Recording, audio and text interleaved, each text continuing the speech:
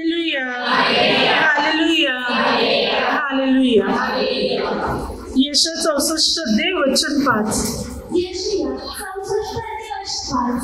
जो आपली नीती आचरतो त्याला जे तुझ्या मार्गाने चालतात तुझे स्मरण करतात त्याला तू भेट देतोस. पहा, तू आमच्यावर बोललास कारण आम्ही पाप करलो. या स्थितीत आम्ही बहुत राहतो तर आमचं उद्धार होईल काय? हालेलुया, हालेलुया, हाले. वचन घे संधी पहा. जो आवडीने धर्माचरण करीतो त्याला तुझे तुझ्या मार्गाने चालतात तुझे स्मरण करीतात त्याला तू भेट देतोस. पहा, तू आम्हावर कोपलास कारण आम्ही पापी ठरलो. या स्थितीत आम्ही बहुत काल आहोत तर आमचा उद्धार होईल काय? काय संधी वचन? प्रभू, तू आमच्यावर कोपलास, रागावलास कारण आम्ही पापी ठरलो. आम्ही चुका केलेल्या आहेत प्रभू, तुमच्या विरुद्ध अपराध केलेले आहेत आणि बहुत काळ लोटलेले आम्ही या स्थितीत आहोत. आम्ही दुःखात, संकटात, समस्यात, निराशात आहोत तर काय आमचा उद्धार होईल? आमचं तारण होईल का? 5 मनुष्य अनेक प्रकारच्या दुःखाच्या स्थितीमध्ये आहेत. संकटाच्या, आजाराच्या, समस्याच्या, नशेच्या, दारूच्या, पापाच्या अनेक बंधनात, अनेक वाईट स्थितीत मनुष्य पडलेले.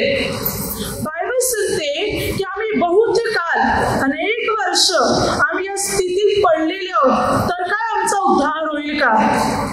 आज आपल्यालाही वाटत आहे आम्ही इतकी वर्ष याच्यात आहोत, आमचं तारण होईल? आम्ही गरिबीतून, दुःखातून, संकटातून बाहेर पडतील? आमचे विकार, आमच्या समस्या, आमची अप्रतिष्ठा दूर होईल? आम्हाला परमेश्वराकडून अनुग्रह, आशीर्वाद, कृपा मिळेल? असे अनेक प्रश्न आज आपल्या जीवनात आहे आणि प्रभू आपल्याला त्यानुसार उत्तर देते. प्रभू म्हणतो, हा तुमचा उद्धार होईल.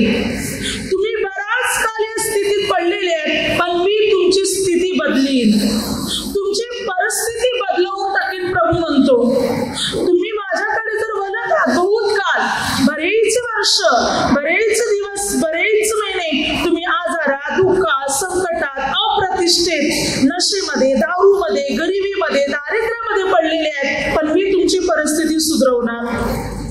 प्रभू म्हणतो की तुम्ही म्हणता आमची स्थिती सुधरेल का? आम्ही याच्यातून बाहेर पडतील का? आमचं तारण उद्धार होईल का? तर प्रभू म्हणतो, होय, होईल. प्रभू आपली परिस्थिती सुधारवण्यासाठी तयार आहे. प्रभू आपल्याला बिकट स्थितीतून बाहेर काढायला तयार आहे. अनुग्रहाची, आशीर्वादाची स्थिती प्रभू बनविण्यासाठी तयार आहे. इथे जे तुम्ही बसलेले आहात, प्रभूच्या वचनाकडे आलेले आहात, प्रभूचं वचन तुम्ही ऐकत आहात तर प्रभू येशू तुम्हा प्रत्येकाची स्थिती बदलवणार. जी पडलेली स्थिती आहे ती उभी करणार, म्हणजे उद्धार प्रभू येशू तुमचा करणार. या पडलेल्या स्थितीतून प्रभू येशू तुम्हाला उठविणार आणि तुमची स्थिती सन्मानाची आणि गौरवाची स्थिती प्रभू बनवणार. काय आपला प्रभूवर भरोसा आहे का? आपण प्रभूचं वचन मनापासून ऐकण्यासाठी तयार आहात का? आपला पाप कबूल करून सोडून द्यायला तयार आहात का? तर प्रभू म्हणतो, हा मी तुमची स्थिती सुधारवणार, हा मी तुमची परिस्थिती सुधारवणार. जी बिकट झालेली आहे, जी पडलेली स्थिती आहे ती नक्की मी तुमची स्थिती नीट करणार, मी तुमचा उद्धार करणार. हालेलुया. आपण बायबलद्वारे अनेक अनुभव शिकतो की प्रभूने अनेकांची स्थिती सुधारवली, म्हणजे सुधारणा घडवली त्यांच्या स्थितीमध्ये. जे दारिद्र्यात होते, जे गरिबीत होते, अगदी खाण्यापिण्याची समस्या होती, जेव्हा ते परमेश्वराकडे वळाले, प्रभू येशूचा धावा करू लागले, प्रभूने त्यांची स्थिती मध्ये सुधारणा घडवून त्यांना उंच पदावर नेऊन बसवले. ज्या आजाराच्या स्थितीमध्ये होते, दुःख, वेदना, त्रास सहन करत होते, अप्रतिष्ठित होते, प्रभू ज्या वेळेला त्या लोकांनी प्रभूचा दावा केला, प्रभूने त्यांच्या स्थितीमध्ये सुधारणा केली.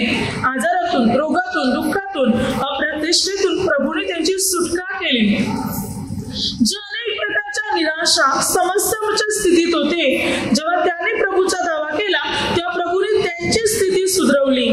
किंवा जे लोक मात्र जीवनाला कंटाळलेले होते, जीवन नकोसं झालेलं होतं, अशा परिस्थितीतून प्रभूने त्यांना बाहेर काढलं आणि जीवन जगण्याची आशा भाषा प्रभूने त्यांना दिली. जो ज्या स्थितीत होता त्या स्थितीत जेव्हा त्याने परमेश्वराचा दावा केला, परमेश्वर पित्याने, प्रभू येशू पित्याने त्यांची प्रार्थना ऐकली आणि त्यांच्या स्थितीमध्ये सुधारणा घडवायला सुरुवात केली. तुम्ही इकडे बसलेले आहात, प्रभूचं वचन ऐकायला इकडे आलेले आहात, प्रभूच्या चरणी तुम्ही आलेले आहात. तुमच्या इच्छा आहेत, अपेक्षा आहेत, हेतू आहेत, योजना आहेत, तुमचे संकल्प आहेत, अनेक योजना तुम्ही बनवलेली आहेत. प्रभू येशू तुमच्या प्रत्येकाच्या जीवनामध्ये कार्य करायला तयार आहे. तुमच्या प्रार्थनेचे उत्तर देण्यासाठी प्रभू येशू पिता तयार आहे. तुम्ही प्रभूला म्हणत आहे काय, प्रभू आमचा उद्धार होईल, या स्थितीत आम्ही बहुत काळ पडलेले आहोत, आमचं तारण होईल. प्रभू म्हणतो हा होईल, या स्थितीतून मी तुम्हाला बाहेर काढेल. प्रभू येशू आपली स्थिती सुधारवण्यासाठी तयार आहे. आपल्या प्रत्येकाच्या जीवनामध्ये प्रभू कार्य करण्यासाठी तयार आहे. मात्र आपल्याला काय करायचंय, मनापासून प्रभूचा धावा करायचा, मनापासून प्रभूचं वचन ऐकायचंय, आपलं सर्व पाप कबूल करायचंय. आपल्यातून ज्या चुका झाल्या, जे पाप झालेले, जे वाईट आहे, जे देवाविरुद्ध आहे, आपण कोणा दुखवले, कोणा रागवले, भांडणं केल्यात, दारू पिली होती, नशा केली होती, काय काय पाप केलेले आहेत, जी वाईट रीतीने व्यवस्था केलेली आहे, चुकीच्या रीतीने, हे सर्व पापे पहिला कबूल करा. कोणाची निंदा केली, चुगली केली, कोणा भांडणे पेटवून दिलेले, कोणाचं वाईट केलेले, सर्व चुका, सर्व पापे पहिला कबूल करायला सुरुवात करा. आपल्या सर्व पापांचा पश्चाताप करा.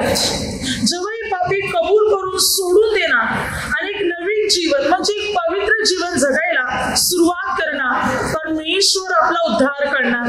या पडलेल्या स्थितीतून प्रभू आपल्याला बाहेर काढणार. आपल्या स्थितीमध्ये, परिस्थितीमध्ये सुधारणा घडवणार प्रभू येशू ख्रिस्त. आपली परिस्थिती सुधारवणारा प्रभू येशू आहे. तुम्ही दुःखी आहात, तुम्ही रडता, तुम्ही अश्रू ढालिता, काय करावं असं कळत नाही, सुचत नाही, समजत नाही, कोणाला सांगू, कोणाकडे जाऊ, कोण सोडविल मला याच्यातून, कोण काढेल या माझ्या जीवनामध्ये मार्ग, म्हणजे या संकटातून कोण मला सोडविल, या समस्यातून कोण सोडविल, मला कोण योग्य तो मार्ग दाखवेल, कोण मला योग्य त्या मार्गावर नेईल, अशा अनेक विचार, अनेक प्रश्न आपल्या जीवनामध्ये. पण या सर्व प्रश्नाची उत्तरे फक्त प्रभू येशूकडे. प्रभू येशूकडेच तो मार्ग आहे. म्हणून प्रभूने म्हणतो योहान 14:6, मार्ग, सत्य व जीवन मीच आहे. प्रभू येशू म्हणतो की मी मार्ग, सत्य आणि जीवन आहे. माझ्याद्वारेच तुम्ही पित्याकडे जाऊ शकता, तुमची बंधने तुटू शकतात, तुमचे मार्ग मोकळे होऊ शकतात, फक्त प्रभू येशूच्या द्वारे. प्रभूद्वारेच आपली बंधने तुटणार आहे. प्रभू येशूच्या द्वारेच आपल्या समस्येतून आपली मुक्तता आणि आपली सुटका मात्र होणार आहे, फक्त प्रभू येशू ख्रिस्ताच्या द्वारे. तोच उद्धारक आहे आणि तोच आपली परिस्थिती सुधारवणार आहे, आपल्या स्थितीमध्ये कार्य करणार आहे. मात्र विश्वासाने, अगदी मनापासून प्रभूचा धावा करायला सुरुवात करा. पण बायबल काही संधी सुंदर रीतीने, हालेलुया, यशाया 57 अध्यायामध्ये, यशाया 57 अध्याय 15 वचनात, कारण जो उंच परम थोर आहे, जो अक्षय स्थितीत वास करतो, ज्याचे नाव पवित्र प्रभू आहे, तो असे म्हणतो, मी उंच व पवित्र स्थानी बसतो. तसं ज्याचे चित्त अनुतापयुक्त व नम्र आहे, त्याच्या ठाई मी बसतो. जेणेकरून नम्र जनाच्या आत्म्याचे मी संजीवन करीतो व अनुतापी जनाचे हृदय उत्तेजित करीतो.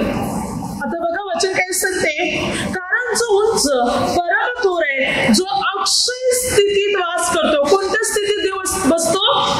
अक्षय.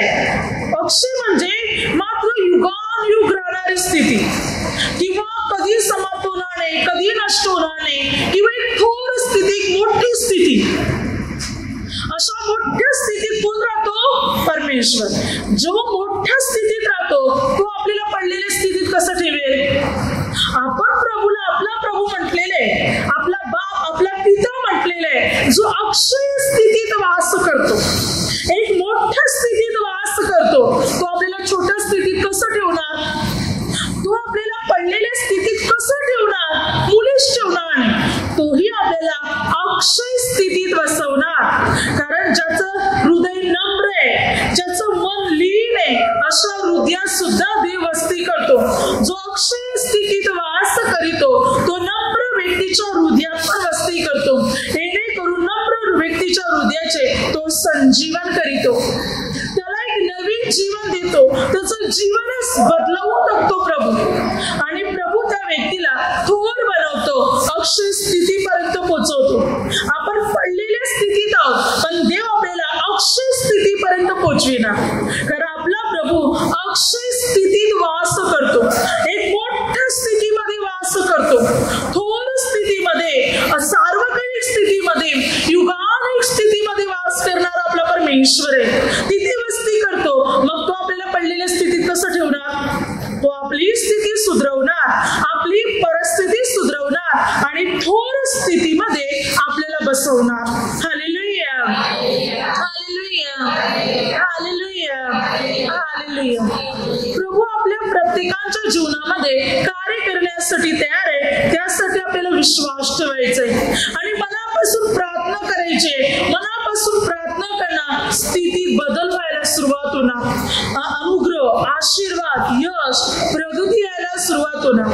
इथे प्रार्थनेमध्ये अनेक लोकांच्या साक्षी आहेत. अनेक लोकांची जीवनाची जी गोष्ट आहे, म्हणजे अगोदरचं जे त्यांचं जे जीवन होतं, दुःखाचं, संकटाचं, समस्याचं जीवन, कर्जाचे जीवन, दारिद्र्याचे जीवन होते, नशेचे जीवन होते, अप्रतिष्ठेचे जीवन होते. अशा बिकट परिस्थितीमध्ये ते सापडलेले होते की जीवन सुद्धा त्यांना नकोसं झाले होते. अनेक प्रयत्न केले होते, अनेक औषध उपचार केले होते, अनेक पैसा संपवला होता, अनेक वेळ वाया घालवला होता, पण कुठूनही मात्र त्यांना उद्धार किंवा तारण प्राप्त झालं नव्हतं. जेव्हा ते प्रभू येशूकडे आले, तेव्हा प्रभू येशूने त्या लोकांच्या जीवनात कार्य करायला सुरुवात केली, उद्धार केला आणि त्यांची स्थितीमध्ये सुधारणा घडवली. जे तुम्ही इथे बसलेले आहेत अनेक लोक, पहिला तुमची जी स्थिती होती दारिद्र्याची, गरिबाची, दुःखाची, आजाराची, पण आज परिस्थिती सुधारलेली आहे. आज खाऊन पिऊन सुखी आहेत, निरोगी, शांतीचे, आनंदाचे जीवन जगत आहेत. समस्या, दुःख, अप्रतिष्ठा दूर झालेले आहेत. प्रभूने सन्मान केलेले, कारण प्रभू परिस्थिती सुधरवतो. प्रभू प्रत्येकाच्या जीवनामध्ये कार्य करतो. तो जो परमेश्वर, जो जिवंत देव आहे, तो तुमच्याही जीवनात कार्य करणार. ज्यांची परिस्थिती अजूनही दुःखी आहे, नाजूक आहे, त्यांच्या जीवनात प्रभू कार्य करणार. बायबल काय सांगते? प्रभूने कशा प्रकारे लोकांची परिस्थिती सुधरवली पहा. त्यांच्या परिस्थितीमध्ये बदल कसा घडवला. जेव्हा ते प्रभूकडे आले, त्यांची ताबडतोब परिस्थितीच बदलून गेली. अगोदर कशी होती आणि नंतर कशी बनली. योहान 9 अध्यायामध्ये जन्मापासून आणला असलेला मनुष्य जेव्हा प्रभूच्या शिष्यांच्या दृष्टीस पडला, शिष्य प्रभूला म्हणत आहे, प्रभूजी, हा कोणाच्या पापामुळे असं आणला, जन्माला आलेला आहे, याच्या आई वडिलांच्या पापामुळे. प्रभूने म्हटलं, याच्या किंवा याच्या आई वडिलांच्या पापामुळे आणला, जन्माला आला नाही. याच्यात देवाचे गौरव प्रगट व्हावे म्हणून आणला, जन्माला आलेले. प्रभूने काय केलं? प्रभूने मातीवर थुंकी टाकली, चिखल केला, त्याच्या डोळ्यासनं म्हटलं, शिलो म्हणजे पाठवल्या नावाच्या तलावामध्ये आपले डोळे धु. जेव्हा त्याने डोळे धुतले, तेव्हा त्याला दृष्टी आली, त्याला दिसू लागलं. अगोदर तो आणला होता जन्मापासून भीक मागून खायचा. आई बाप होते त्याचे, पण तरी आई बाप त्याला सांभाळू शकत नव्हते, भीक मागून त्याला खावे लागत होते. परंतु जेव्हा प्रभूने त्याच्या जीवनात कार्य केलं, जेव्हा प्रभूने त्याच्या डोळ्याला स्पर्श केला, अर्थात तू मातीमध्ये थुंकी टाकून चिखल करून डोळ्याला लावला आणि त्याने डोळे धुतले आणि त्याला दृष्टी आली, त्याचं जीवन बदललं गेलं, त्याला दिसू लागलं. आता त्याला भीक मागण्याची गरज नव्हती, कोणाकडे आपले हात पसरण्याची त्याला गरज नव्हती. तो आजार स्वतंत्र झाला होता. तो स्वतः चिंतेवर अनेक गोष्टी आता करू शकत होता, कारण तो बरा झाला होता. बघा, प्रभूकडे प्रभूची त्याची भेट होण्या अगोदर तो आणला होता. कुटुंब होतं तरी कुटुंब त्याला साथ देत नव्हतं. तो भीक मागून खात होता. लोक बोलत असणार, त्रास देत असणार, चलत असणार, अपमान करत होते की पापा मुले आणला, जन्माला आलेले. म्हणजे पापाचा जणू काही त्याच्या शिक्काच बसला होता. पण जेव्हा त्याची आणि प्रभूची भेट झाली, ताबडतोब एका क्षणात त्याचं जीवन बदललं गेलं. जी स्थिती त्याची आणलेपणाची होती, भीक मागण्याची होती, लाचाराची होती, एका क्षणात त्याची स्थिती बदलली. आजादीची स्थिती बनली, आणलेपणातून मुक्ती मिळाली. अगदी तो पाहू लागला. आता त्याला कोणावर अवलंबून राहण्याची गरज नव्हती, स्वतंत्र बनला होता. स्थिती ताबडतोब बदलली गेली जेव्हा त्याची प्रभू बरोबर भेट झाली.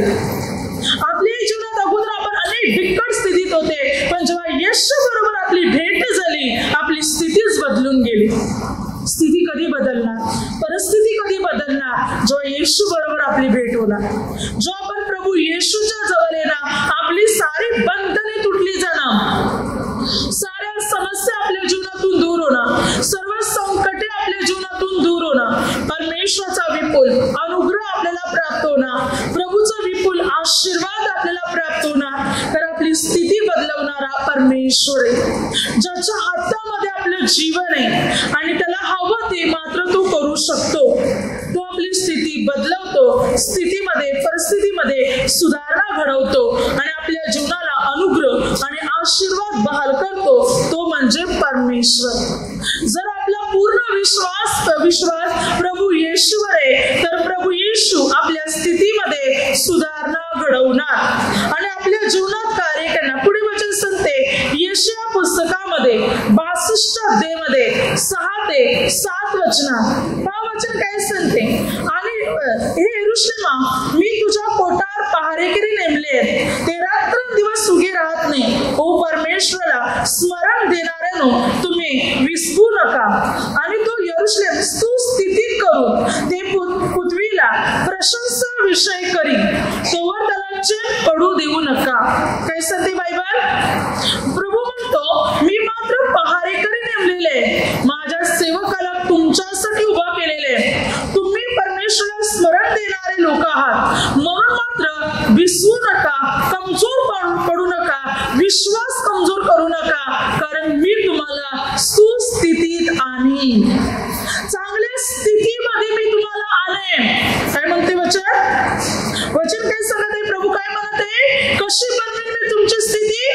सुस्थिती, चांगली स्थिती. सुस्थिती म्हणजे चांगली स्थिती तुमची निर्माण करेन मी तुम्हाला अनुग्रह देईन. प्रभू म्हणतो, मी तुम्हाला आशीर्वादित करेन. तुम्ही कमजोर पडू नका, विश्वासात मजबूत बना, दृढ बना तुम्ही, कारण मी तुम्हाला सुस्थितीत आणेन, चांगल्या स्थितीमध्ये मी तुम्हाला आणेन, आनंदाच्या, आशीर्वादाच्या, अनुग्रहाच्या स्थितीमध्ये मी तुम्हाला आणेन. आता दुःखाची आहे, बिकट परिस्थितीची आहे, पण मी तुमची स्थिती आनंदाची बनवेन. प्रभू आपली स्थिती आनंदाची बनवण्यासाठी तयार आहे. प्रभू आपल्या प्रत्येकाला अनुग्रह, आशीर्वादाने भरण्यासाठी तयार आहे. आपला पूर्ण भरोसा जर प्रभूवर असेल, तर प्रभू आपल्या प्रत्येकाच्या जीवनामध्ये कार्य करणार, आपल्या प्रत्येकाच्या जीवनात चमत्कार मात्र घडवणार आणि आपली स्थिती, सुस्थिती, चांगली स्थिती प्रभू बनवणार. पुढे वचन सांगते मार्क 5 अध्याय 25 ते 34 वचन, रक्तस्रावी स्त्री, रक्तस्राव आजारामुळे तिची स्थिती कशी होती पहा. 12 वर्ष या आजाराने पीडित होती आणि मात्र त्यामुळे ती गावाच्या, नगराच्या मात्र बाहेर राहत होती. आपल्या कुटुंबापासून, आपल्या लोकांपासून, आपल्या लग्न झालं असेल तर नवरा, मुलं बालं, जी कोणी असतील तर सर्वांपासून दूर. लग्न नसेल झालं तर आई वडील, भाऊ बहीण, या सर्वांपासून ती अलग होती, दूर होती, लांब राहत होती. आणि ती पण बायबल सांगते गावाच्या बाहेर. तर वचन काय सांगते पहा, प्रत्येक श्रावी व्यक्तीने, प्रत्येक अशुद्ध व्यक्तीने गावाच्या, नगराच्या बाहेर राहावे. गणना 5 अध्याय 1 ते 4 वचनात काय सांगते वचन, मग तो पुरुष असो की स्त्री असो, त्यांना छावणी बाहेर पाठवून द्यावे. त्यांच्यामुळे तुमची छावणी अशुद्ध होता कामा नव्हे, कारण तिच्यामध्ये माझा निवास आहे. वचन सांगते 1-2 पासून, महारोगी, प्रत्येक श्रावी, प्रेताने अशुद्ध झालेल्या या सर्व लोकांनी छावणीच्या बाहेर राहायचं. स्त्री असो या पुरुष असो, छावणीच्या बाहेर. इस्रायल लोक जे राहत आहे त्याच्या लांब म्हणजे गावाच्या बाहेर राहायचं, गावाच्या बाहेर, नगराच्या बाहेर राहायचं. जिथे इस्रायल लोक वस्ती करतात तिकडे नाही, त्यांच्या लांब बाहेर म्हणजे गावाच्या, नगराच्या बाहेर. आता ही रक्तस्रावी स्त्री कुठे राहत होती? गावाच्या, नगराच्या बाहेर, कारण ती अशुद्ध होती. लेवी 15 अध्याय 25 ते 30 अशांना अशुद्ध समजलं जायचं. ती गावाच्या, नगराच्या बाहेर राहत होती आणि आजारपणामुळे दुबली, पतली, कमजोर झालेली ती स्त्री होती. आणि अशांना मात्र भीक मागून खावं लागत असे. म्हणजे असं की कुणी त्या स्त्रिया ज्या कशाला हात लावतील त्या वस्तू अशुद्ध, त्यामुळे ती कुठलं कामही करू शकत नव्हत्या. की कोणाकडे काम करत आहे, काय करत आहे, काहीच नाही, कारण सर्व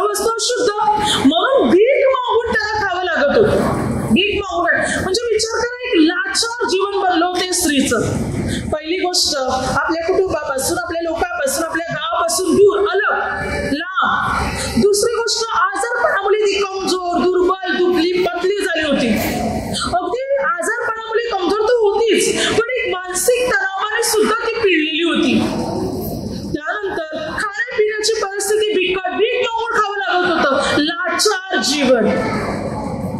विचार करा किती बिकट परिस्थिती तिच्या जीवनामध्ये होती. जेव्हा तिने प्रभू येशू ख्रिस्ताच्या गोष्टी ऐकल्या, तिने निर्णय घेतला, मी या गर्दीमध्ये शिरेल, कारण प्रभू त्या वाटेने जात होते आणि प्रभूच्या मागे अनेक हजारो लोकांची गर्दी होती. ती निर्णय घेतला, मी केवळ त्याच्या वस्त्राला जरी स्पर्श केला तरी मी बरी होईल. एक आत्मविश्वास, एक दृढ विश्वास तिच्यामध्ये होता. तिने हा विचार केला नाही की मी अशुद्ध स्त्री आहे, या गर्दीत कशी सुरू, कोणी मला पाहिल्यानंतर ओळखतील आणि मला प्रभूपर्यंत जाऊ देणार आणि मला बाहेर काढतील. कारण तिला अशुद्ध आजार म्हणजे त्या गावातल्या सर्व लोकांना, आजूबाजूच्या गावातल्या लोकांना पण तिच्या आजाराची माहिती असणार. दुसरी गोष्ट, तिने हा विचार केला, मी दुबली, पतली, कमजोर झालेली स्त्री आहे, या गर्दीत कशी सुरू, कोणाचा धक्का मला लागेल, मी खाली पडेल, कोणाच्या पण पायाखाली सापडेल आणि मी मरण पावेल, मी प्रभूपर्यंत पण पोहोचू शकणार नाही. हा पण विचार केला नाही. कोणत्याही नकारात्मक विचाराला तिने आपल्या डोक्यात जागा दिली नाही. तिच्या डोक्यात एकच विचार होता, केवळ त्याच्या वस्त्राला जरी मी स्पर्श केला तरी मी बरी होईल. एक आत्मविश्वास, एक दृढ विश्वास. डोकं सर्व गोष्टीने खाली गेलं होतं आणि डोक्यात एकच विचार ठेवला होता, मला प्रभूच्या कपड्याला स्पर्श करायचंय. हा आत्मविश्वास होता तिच्यात, म्हणजे मी बरी होईल, माझी स्थिती सुधरेल. आणि म्हणून तिने त्या गर्दीत प्रवेश केला. तिने जाऊन प्रभूच्या वस्त्राला स्पर्श केला आणि बायबल सांगते, ताबडतोब तिच्या रक्ताचा जरा सुकला, ताबडतोब ती बरी झाली. 12 वर्षाचा आजार बरा झाला, जे वैद्य, डॉक्टर करू शकले नव्हते. कोणती वैद्य तिला बरी करू शकली नव्हती. बायबल सांगते वैद्याच्या हातून तर हात सोसले होते, परंतु आजार बरा होण्याऐवजी उलट आणखीन वाढलेला होता. पण जेव्हा तिने प्रभूच्या वस्त्राला हात लावला, ताबडतोब तिचा आजार बरा झाला, ताबडतोब स्थितीमध्ये सुधारणा झाली. तेव्हा प्रभूने म्हटलं, कोणी मला स्पर्श केला. तेव्हा आपण लपू शकत नाही. विचाराने प्रभू समोर आली, प्रभूला संपूर्ण वृत्तांत सांगितला. तेव्हा प्रभूने म्हटलं, मुली, तुझ्या विश्वासाने तुला बरे केले, शांतीने जा आणि तुझ्या पिढीपासून मुक्त हो. काही प्रभूला ठाऊक नव्हतं कोणी मला स्पर्श केलंय, ठाऊक होतं, पण या सर्व लोकांना तिला इज्जत द्यायची होती, सन्मान द्यायचा होता. म्हणून प्रभूने म्हटलं, कोणी मला हात लावला, कोणी मला स्पर्श केला. तेव्हा ती प्रभू समोर आली आणि प्रभूने त्या सर्व लोकांना तिला मान दिला की आता तिला अशुद्ध लेखत होते ना अगोदर, आता ही अशुद्ध आहे नाही, शुद्ध आहे. ती आपल्या घरी, आपल्या कुटुंबाकडे आता ती जाऊ शकते. प्रभू येशूने तिला पूर्ण रीतीने बरे केले, आरोग्य दिले, तिच्या आजारातून, तिच्या अप्रतिष्ठेतून तिला मुक्तता दिली, मान दिला, सन्मान दिला. तिची परिस्थिती सुधरवून टाकली. जी गावाच्या बाहेर राहत होती ती आता गावात आली, कुटुंबापासून लांब होती आता कुटुंबात राहू लागली, जी अशुद्ध होती ती आता शुद्ध झाली. प्रभूने तिचा सन्मान केला, तिची स्थिती सुधरवली, तिची स्थिती बदलवून टाकली. प्रभू येशूने आपल्या प्रत्येकाची स्थिती बदलवणारा परमेश्वर, तो आपल्या जीवनात कार्य करणार, तो आपला उद्धार करणार फक्त प्रभू येशू ख्रिस्त. प्रभूला तुम्ही आपला उद्धारक, आपला तारणारा म्हणून स्वीकारा. पूर्ण भरोसा ठेवा प्रभू येशूवर. प्रभू येशू तुम्हा प्रत्येकाची स्थिती सुधरवणारा परमेश्वर आहे, तुम्हा प्रत्येकाच्या जीवनात कार्य करणारा परमेश्वर आहे, आपली स्थिती बदलवणारा प्रभू आहे. दुःखाचे, संकटाचे, आजाराचे, विकाराचे, कर्जाचे, समस्येचे, अप्रतिष्ठेचे ही स्थिती प्रभू बदलवणार आणि आनंदाची, आरोग्याची, शांतीची, सुखाची, समाधानाची, यशाची, उन्नतीची, प्रगतीची, मात्र प्रतिष्ठेची स्थिती प्रभू करणार. जेव्हा आपण प्रभू येशूला आपला उद्धारक, आपला तारणारा म्हणून स्वीकारणार, पूर्ण प्रभू येशूवर भरोसा ठेवणार, पाप सर्व सोडून देणार, पवित्र मार्गावर चालायला सुरुवात करणार, आपल्या स्थितीत बदल व्हायला सुरुवात होणार.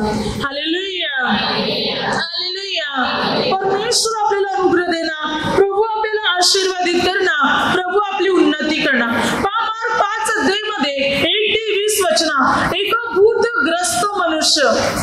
हा भूतग्रस्त मनुष्य कुठे राहायचा? डोंगरात आणि कबरे. डोंगरात आणि कबरे, कारण त्याच्यामध्ये भरपूर अशुद्ध आत्मे होते. अशुद्ध आत्म्याने तो पीडित होता.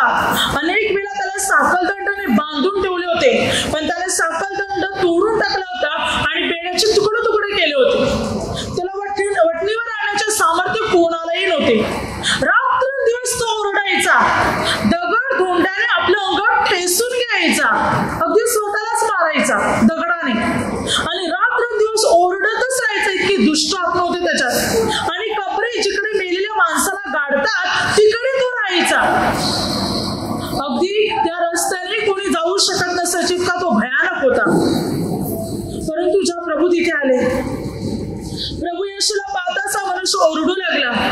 प्रभूने म्हटलं तुझं नाव काय? त्याने म्हटलं सैन्य. तर आम्ही पुष्कळ आहोत. प्रभूने त्या व्यक्तीमध्ये असलेल्या दुष्ट आत्म्याला आज्ञा केली की याच्यातून निघून जा आणि त्या डुकरात शिरा. तेव्हा त्या डुकरामध्ये सर्व दुष्ट आत्मे शिरले आणि डुकरांचा कलप समुद्रात पडून मरण पावला. जेव्हा या माणसातून दुष्ट आत्मे निघून गेले तेव्हा तो मनुष्य भानावर आला, शुद्धीवर आला, वस्त्र पांघरून बसला, बरा झाला. बघा, जोपर्यंत दुष्ट आत्मे होते कबरे डोंगरात रात्रंदिवस ओरडायचा आणि भानावर नव्हता, तो कोण आहे त्याला सुद्धा माहिती नव्हतं. परंतु जेव्हा प्रभू येशूने त्याच्यातले दुष्ट आत्मे काढून टाकले तेव्हा तो शुद्धीवर आला, तेव्हा तो भानावर आला. आता प्रभूला म्हणतो, प्रभूजी मला तुमच्या बरोबर यायचंय. प्रभूने म्हटलं जा तुझ्या गावी, तुझ्या घरी जा, देवाने तुझ्यासाठी काय चमत्कार केला तो सांग त्यांना. मग तो आपल्या गावी गेला, आपल्या घरी गेला, सर्व प्रांतात प्रभूच्या स्वार्थीची घोषणा करू लागला. जो गावात राहत नव्हता, जो घरात राहत नव्हता, जो कबरेत राहत होता, तो आता गावात गेला, तो आता घरी गेला, तो बरा झाला होता. प्रभूने त्याच्या जीवनात चमत्कार घडवला होता, त्याची स्थितीमध्ये बदल घडवला होता. बघा, अगोदर काय स्थिती होती? कबरेत राहायचा, डोंगरात राहायचा, ओरडायचा, दगडाने स्वतःला जखमा करायचा, स्वतःला मारायचा. तो कोण होता त्याचं त्यालाच कळत नव्हते. अशा प्रकारे दुष्ट आत्मा त्याच्यामध्ये कार्य करत होता. प्रभू येशूने सर्व दुष्ट आत्मे काढून टाकले आणि तो भानावर आला, शुद्धीवर आला आणि एक मनुष्य म्हणून बनला गेला. स्थितीमध्ये सुधारणा झाली. प्रभूकडे जो मनुष्य येतो, ज्या व्यक्तीला प्रभू पाचारण करतो, त्या व्यक्तीत प्रभू कार्य करतो आणि त्याची स्थिती परिस्थिती बदलवून टाकून सुस्थिती, चांगली स्थिती प्रभू त्याची बनवतो. प्रभू त्या प्रत्येकामध्ये कार्य करतो. त्याला गरिबीतून, त्याला दारिद्र्यातून बाहेर काढतो, त्याला संकटातून प्रभू मुक्त करतो, त्याला समस्येतून प्रभू त्याला सोडवितो आणि अद्भुत काम प्रभू त्याच्या जीवनात करायला सुरुवात करतो. बायबल संदेश शास्त्रीय पुस्तकात 6 आणि 7 अध्याय, 6 अध्यायामध्ये गिदोनाला पाचारण. त्यावेळी मिधाने लोक इस्रायल लोकांना भरपूर त्रास देत होते, छळ करत होते 7 वर्षापर्यंत. अगदी इतका त्रास की इस्रायल लोक कंटाळलेले होते. इतके त्रास मिधाने लोक या इस्रायल लोकांना देत होते. अगदी त्यांच्या धान्यांची पण नासाडी करायची, उंट घेऊन यायचे आणि मात्र त्यांच्या पिकांचा नाश करायचे. अगदी त्यांचे शेळी मेंढरे, गायी, बैल, गाढवे वगैरे काहीच ते उरू देत नसायचे. ते मात्र चढाई करायचे आणि त्यांच्या सर्व गोष्टी उजाड करून टाकायचे आणि ते इस्रायल लोकांचे हाल करायचे. अशा परिस्थितीत इस्रायल लोक कंटाळले आणि परमेश्वराचा धावा करू लागले. तेव्हा देवाचा दूत गिदोनाला दर्शन देते. त्यावेळेला परमेश्वर पित्याने गिदोनाला म्हटले, तू इस्रायल लोकांना मिधाने लोकांच्या हातून सोडवशील. तेव्हा गिदोन काय म्हणतो बघा देवाला, 6 अध्यायामध्ये गिदोन देव पित्याला काय म्हणत आहे पहा. 15 वचनात तो त्याला म्हणाला, प्रभू इस्रायलाला मी कसं सोडविणार? माझे कुल वंशी वंशात सर्वात दरिद्री आहे, तसंच मी आपल्या वडिलांच्या घराण्यात अगदी कनिष्ठ आहे. काय संधी वचन गिदोन काय म्हणतो देवाला, मी कसं करणार देवा? मी दरिद्री गरीब आहे, माझा वंशच गरीब आहे, एक कनिष्ठ, एक लहान घराण्यातला मी आहे, माझं कुल गरीब आहे, मी काय करणार? प्रभू म्हणतो, मी असेन तुझ्या बरोबर. भले तू दारिद्र्यामध्ये, तू गरीब आहे, पण मी तुझ्या बरोबर असेल. मी तुला सहाय्य करेन आणि तू इस्रायल लोकांना सोडवशील.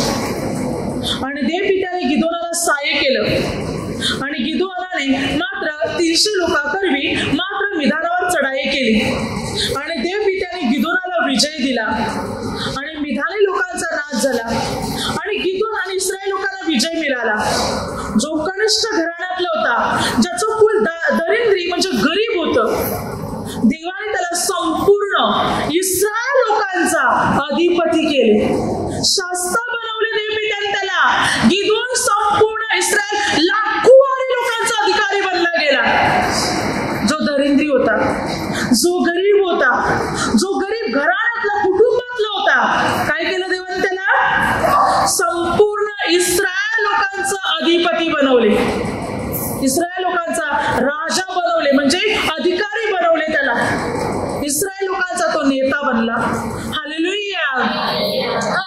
हालेलुया. देवाने त्याला तिथून उचलवलं आणि त्याची परिस्थिती मध्ये सुधारणा घडवली. प्रभूने अनुग्रह दिला, प्रभूने त्याला आशीर्वादित केलं, त्याचं कुटुंब वाढवलं, त्याला मुलाबालही भरपूर झाले. देवाने त्याला भरपूर प्रमाणात आशीर्वादित केलं या गिदोनाला.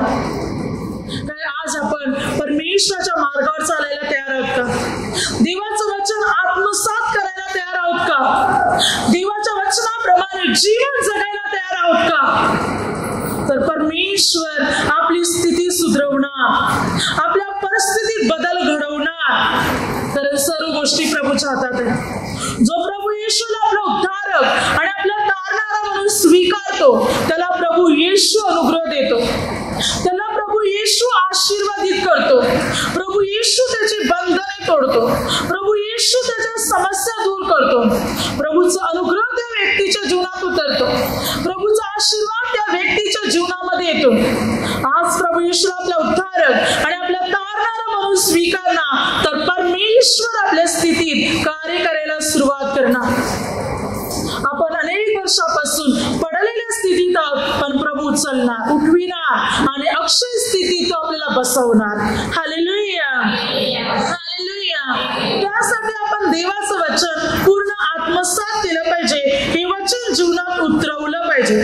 पुढे बायबल काय सांगते पहा, इब्री पत्रामध्ये 11 अध्याय 17 ते 19 वचनात अब्राहम जेव्हा इसाकाचे अर्पण करत होता तेव्हा देव मेलेल्यातून देखील उठविण्यास देव समर्थ आहे हे त्याने मानले आणि त्या स्थितीतून लाक्षणिक अर्थाने तो त्याला परत मिळाला.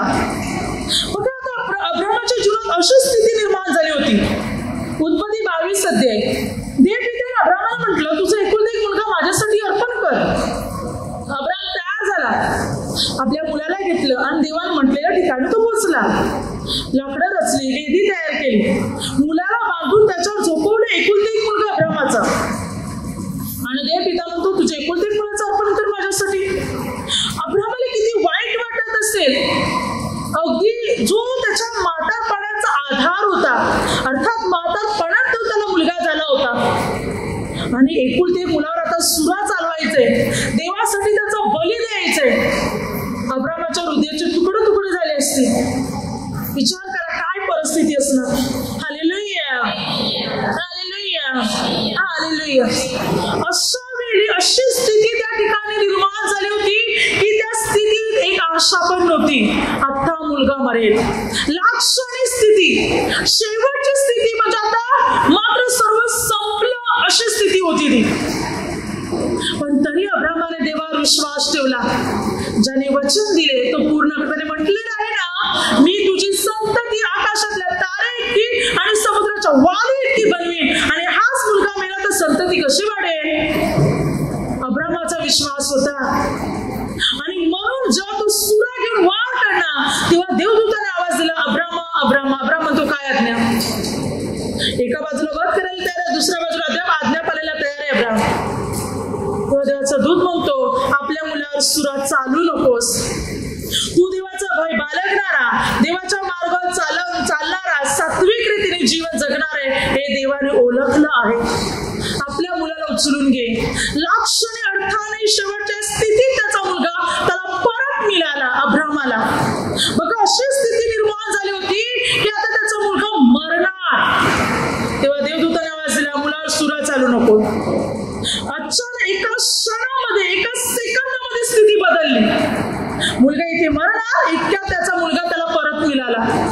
ताबडतोब स्थिती बदलली. हालेलुया. तर अब्राहमाचा देवावर विश्वास होता. अब्राहम सात्विक मार्गाने चालत होता. एका क्षणात स्थिती बदलली गेली आणि त्याचा मुलगा त्याला परत मिळाला.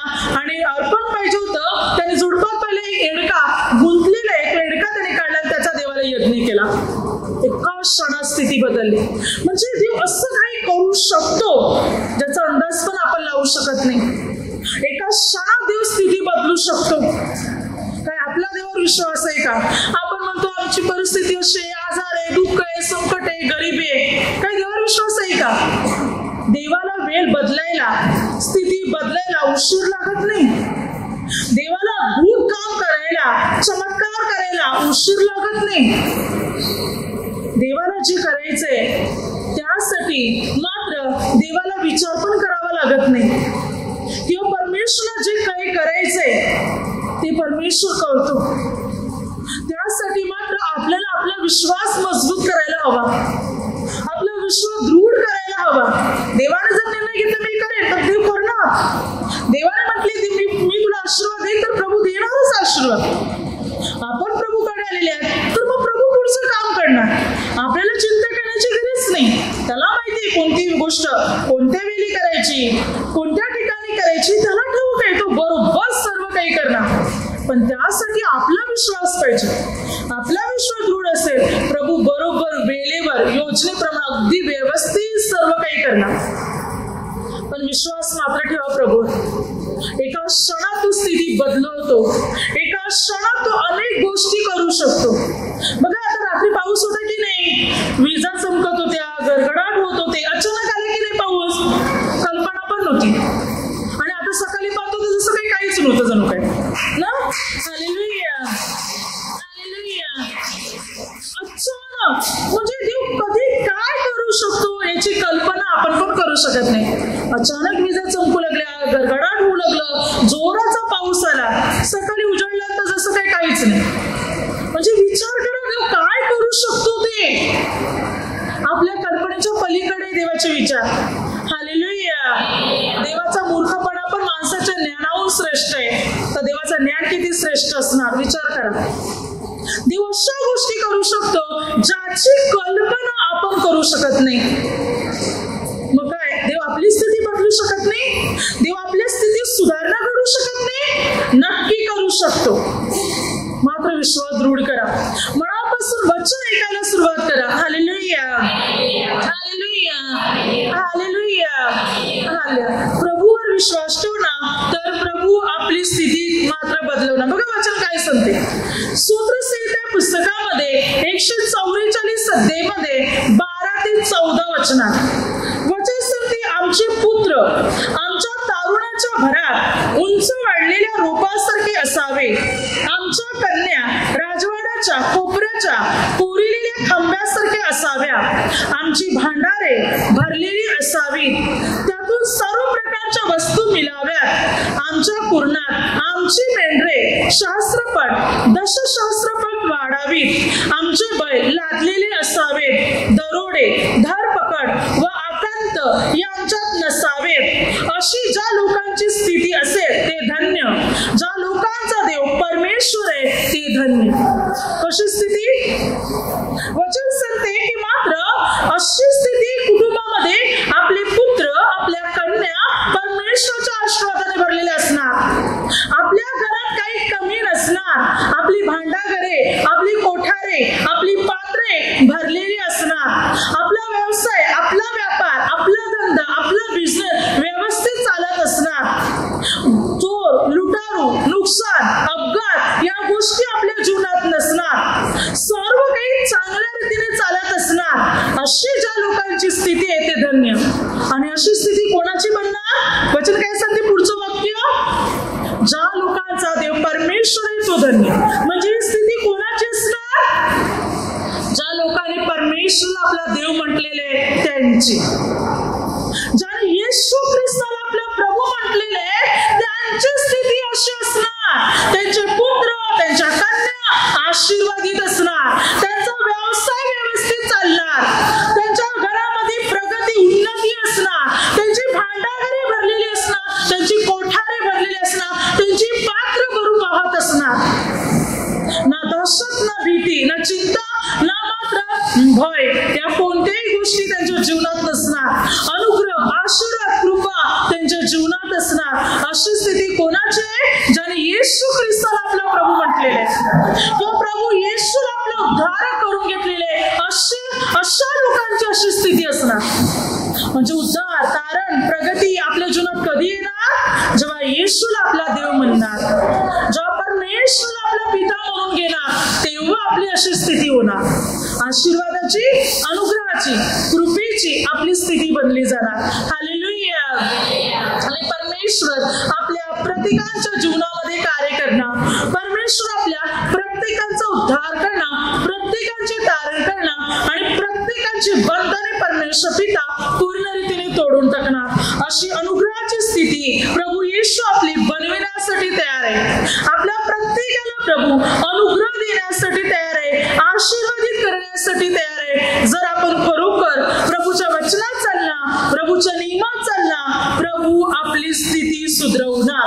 पुढे वचन काय सांगते पहा, फिलिप्पियस पत्रामध्ये 4 अध्यायामध्ये 11 ते 13 वचनात संत पौल म्हणतो, मला काही कमी पडल्यामुळे मी बोलतो असे नाही, कारण ज्या स्थितीत मी आहे त्या स्थितीत मी स्वावलंबी राहण्यास शिकलो आहे. दयनीय अवस्थेत राहणे मला समजते, संपत्तीतही राहणे समजते. हर एक प्रसंगी अन्नतृप्त असणे व शुद्धीत असणे, संपन्न असणे व विपन्न असणे याचे रहस्य मला शिकविण्यात आले आहे. मला जो सामर्थ्य देतो त्याच्याकडून मी सर्व काही कराव्या शक्तिमान आहे. काय म्हणतो बोल, हर एक स्थितीत मी राहायला शिकलेलो आहे, कारण प्रभू माझ्या जोडीला आहे. त्याच्याद्वारे मी सर्व करण्यास शक्तिमान आहे. मी कमजोर, मी दुर्बल, मी अशक्त नाही, मी शक्तिमान आहे, कारण प्रभू माझ्या जोडीला आहे. म्हणून प्रत्येक स्थितीचा सामना करणं मला समजते. मग माझ्या जीवनात कोणती स्थिती घेऊन येऊ, येशू आहे ना माझ्या जोडीला, तो मला ताकद देतो, शक्ती देतो, बल देतो, आणि मी समाधानी असतो, मी सुखी असतो, माझं मन शांत असते. मग माझ्या जीवनात कोणती स्थिती घेऊन असो, कारण येशू माझ्या जोडीला आहे. प्रभू जर असेल ना तर टेन्शन नाही, चिंता नाही. प्रभू आपल्या जोडीला असेल तर आपलं जीवन आनंदाचं, सुखाचं आणि संपन्नाचं जीवन असणार. प्रभू आपल्या जोडीला असणार तर कोणती बिकट परिस्थिती घेऊन येऊ तरी आपल्या जीवनात शांती असणार, तरी मात्र आपल्या जीवनात आनंद असणार, कारण प्रभू आपल्या बरोबर आहे. म्हणून थेसलोनिकस पहिले पत्र 5:18 सर्व स्थिती दुःख स्तुती करा. आपल्या जीवनात दुःख आहे, देवाला धन्यवाद द्या. आजार आहे, देवाला धन्यवाद द्या. समस्या, देवाला धन्यवाद द्या. कर्ज, धन्यवाद द्या, म्हणजे स्थिती बदलणार. प्रत्येक स्थितीत देवाला आपण धन्यवाद द्यायला सुरुवात करणार. प्रत्येक स्थितीत प्रार्थनामय जीवन जगायला सुरुवात करणार. दुःखाची स्थिती बदलायला सुरुवात होणार, आजाराची स्थिती बदलायला सुरुवात होणार, कर्जाची स्थिती बदलायला सुरुवात होणार, आणि अनुग्रहाची स्थिती बदलणार. म्हणजे अनुग्रहाची स्थिती होणार जेव्हा आपण देवाला प्रत्येक स्थितीत धन्यवाद देणार. तेव्हा बायबल सांगते सर्व स्थितीत प्रभूला धन्यवाद द्या, कारण ख्रिस्त प्रभू येशूची इच्छा हीच आहे की आपण प्रत्येक स्थितीत प्रभूला धन्यवाद दिला पाहिजे. जर प्रत्येक स्थितीत देवाला धन्यवाद देणार तर स्थिती बदलायला वेळ उशीर लागणार नाही. मग दुःख, संकटे जाऊन आनंदाने अनुग्रह येणार, आशीर्वाद आपल्या जीवनात येणार, परमेश्वराचा अभिषेक आपल्या जीवनात येणार, परमेश्वराच्या कृपेने, अनुग्रहाने आपण बनले जाणार. प्रभू आपल्यामध्ये सुधारणा घडवणार. म्हणून स्थिती, परिस्थिती बदलवणारा परमेश्वर आहे, सुस्थिती देणारा परमेश्वर प्रभू येशूच आहे. तुम्ही पूर्ण विश्वास ठेवा. मनापासून प्रभू येशूकडे प्रार्थना करायला सुरुवात करा. मनापासून प्रभू येशूचा धावा करायला सुरुवात करा. प्रार्थना वाढवा. जास्ती वेळ प्रभूच्या सानिध्यात राहा. रिट्रीट करायला सुरुवात करा. का तुमची परिस्थिती सुधारणार नाही, का तुमच्या समस्या दूर होणार नाही, का तुमचे आजार दूर होणार नाही, का तुमची गरिबी दूर होणार नाही, नक्की होणार. येशू ख्रिस्त हे सर्व करणार. भरोसा ठेवा, प्रार्थनेत वाढ करा आणि विश्वासाने प्रार्थना करा. परमेश्वर तुम्हाला अनुग्रह देणार. Hallelujah, hallelujah, hallelujah. आता माझ्या शब्दाद्वारे जे काही चुकलं असेल त्याबद्दल मला क्षमा असावी. Hallelujah, hallelujah, hallelujah.